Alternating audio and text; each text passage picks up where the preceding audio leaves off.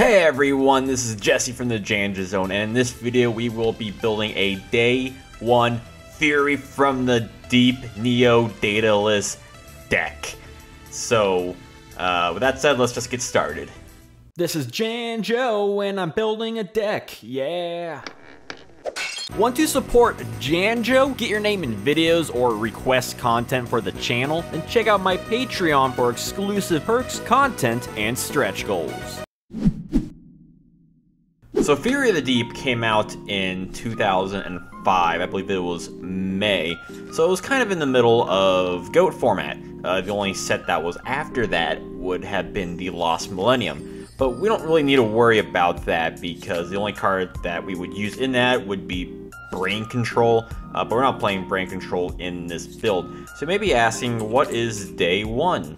Well, Day 1 is the very first day Ocean Dragon Lord Neo-Daedalus came out. And what's so fascinating about this card specifically is that Day 1, it actually had some text left out of its effect.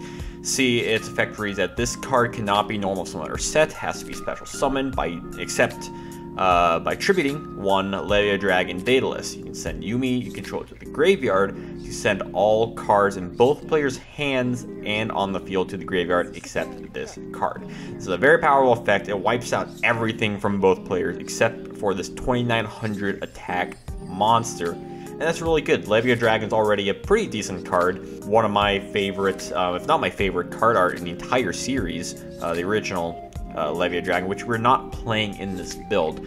But Day 1, what was left out was its first two sentences, where it cannot be special or normal summoned or set, and it cannot be special summoned except by tributing one regular Daedalus.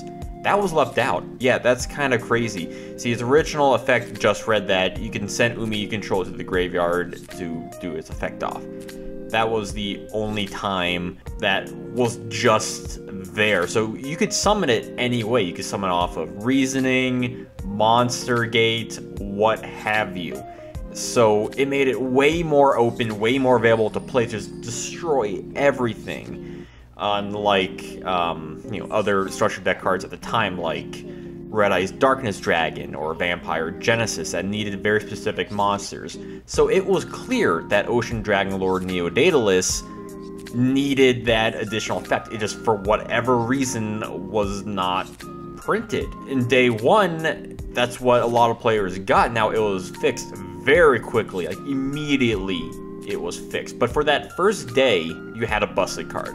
And that's what this deck is all about, is this build of that Day 1 absolutely broken Neo-Daedalus build that you can't play anywhere else. So this is a very special build. So the best way to get this guy out is with this card called Big Wave, Small Wave. You destroy all face-up water monsters you control and special summon water monsters from your hand up to the number destroyed by its effect. So you only need to destroy one water monster to summon Neo-Daedalus. And with that said, we're going to be playing a lot of water monsters. So of course, Sinister Serpent is a great one because he'll return to your hand. So using these two cards together for Neo-Daedalus, perfect. Now of course, we do need to run a Legendary Ocean on here to actually get his effect off. And I initially had 2 terraforming, but considering that this build is definitely, you want to get to your, it's sort of like a combo deck in a way, because your combo is basically just to get this guy out and use his effect using any way possible. You want to get the pieces as quick as you can, so I decided to run 3 terraforming. Usually I would run 2. If it was just a regular Daedalus deck, I would be running 2 terraforming. Because cards like these are good. Backward Destruction is also good, because even though we will be destroying stuff with Neo-Daedalus' effect, we still want to make sure it can go off. Make sure we can play Legendary Ocean, be sure we're not getting MST'd or Solemn Judgment or anything. But because of the effect that destroys hands, you don't really need to play Delinquent Duo in this deck, so I'm not playing it. If you brick too hard, we do have Card Destruction. We're also playing Premature Burial because this can also bring you back water monsters. So in case that you have some pieces, just don't have that water monster, but you have one in graveyard, you can bring it back. If you use this later in the game, you could bring back a potentially previously destroyed Neo-Daedalus for Legendary Ocean. So that's an option you have as well. When it comes to other aqua monsters, water monsters specifically, we got Abyss Soldier, because he's just great in any aqua deck. You can discard Serpent to return cards to the hand. I'm also playing Monster Reincarnation. This one you could probably switch out if you wanted to run like a Snatch Steal or a Delinquent Duo. But I do like the option to, if we need to discard a card with card destruction and we have this in your hand, we can still bring back the monster. We can still bring back aqua monsters if we need to by discarding just dead cards, like let's say a Terraforming. So there's stuff we can bring back. There's utility with Monster Reincarnation that I would like to use. When it comes to some other cards, of course, running a Tri-Infecting Virus. Again, it works with water monsters, works with Sinister Serpent, works with just pure destruction, which is good. Pure Destruction, also a Cyber Jar, can help get out a bunch of like our low-level water monsters. Again, it's all in the name of comboing, because then we can add the other cards to our hand and just pop off with that. That's great. We're also running a Giant Trunade. Similar to other strategies I've mentioned, you just want to clear the field. This is like a kind of like a control OTK deck in a way. Like, it's not OTK, but it almost plays like one. So it's a very interesting and unique deck. You could run a Cyberstein in this deck. I didn't think about that, but it's a possibility if you wanted to go that route. I am not. So next we got 2 Aqua Spirits. Good monster to special summon if we need to banish anything, to just summon it to use for that. So special summoning is good. I initially was gonna add the Gigago, the 1850 attack one, but I decided to go with the Lacunga just because we can. It does have less attack, but it's still a high attack, and we can banish 2 water monsters. You special summon a token, so if you want to get a little extra damage in there, we can do that. I initially also was running like a Return from a Different Dimension or something like that, because we can banish a lot with this deck. I opted out. Again, if there's cards like Monster Reincarnation, Card Destruction, if there's stuff you want to cut out, that is another option, something you can add.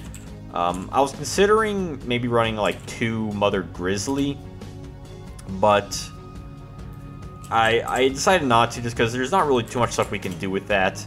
I think just 1 Revival Jam kind of fits that bill as a water monster that we can special summon back if we need to. And I love that we could play Revival Jam in a deck, because this card desperately needs a retrain to make it feel like its overpowered anime counterpart. But hey, if we can run in this deck, that's no harm to that. That's pretty fun. We're also running 2, count 2, Magician of Faith. Again, if we need to get back stuff like Legendary Ocean, Big Wave, Small Wave, anything, it's nice to have that. You can potentially run 3, up to you. But I think Faith is definitely a really good card for this deck. You know, I don't want to run nothing but water monsters. But in terms of the last monster we are running, though, that will be Sangan, because you can search a lot of stuff out. Revival Jam, Serpent, Faith, Cyber Jar, so we got options. The last couple cards, running some 2 upstarts because I want to get to my pieces ASAP, and Mirror Force, Ring of Destruction. I initially ran a little bit more traps, as in Return from a Different Dimension, or a Torrential Tribute because it fits the water theme, but the less traps the better, because again, your key thing is that Neo-Daedalus, so you're going to be destroying all your cards too. So you don't want to be setting a bunch of traps that could potentially get destroyed this turn, next turn, the turn after that. So you definitely don't want to run that. You could run Solemn Judgments if you really wanted to have a little bit more defense, but generally, I'm trying to stay away from traps with this build. You could even run less monsters if you really wanted to, but I figured you're not always probably going to get into Neo-Daedalus. So having something like Lacunga, or Abyss Soldier, something that's a little bit more offensive, is still good. So I actually really like this deck. I liked it more than my initial build I had, and it's a fun day 1 deck.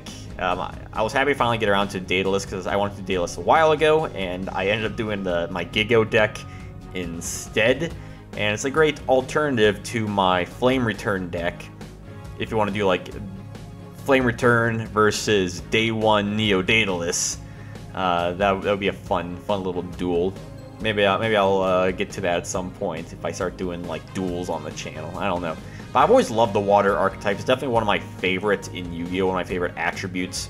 There's always just a lot of fun cards, whether it is Daedalus or some legendary fisherman deck or crab turtle or mermails. You know, there's always just a fun variety you can use, and I think Day 1 Neo-Daedalus is such a unique... You only have it at this one very particular point in time. Like, you're not going to have this sort of deck in GOAT format, in, like, the main GOAT format. This is a very niche kind of deck, and you kind of get that niche stuff in the Janjo zone. So let me know what you think about this deck.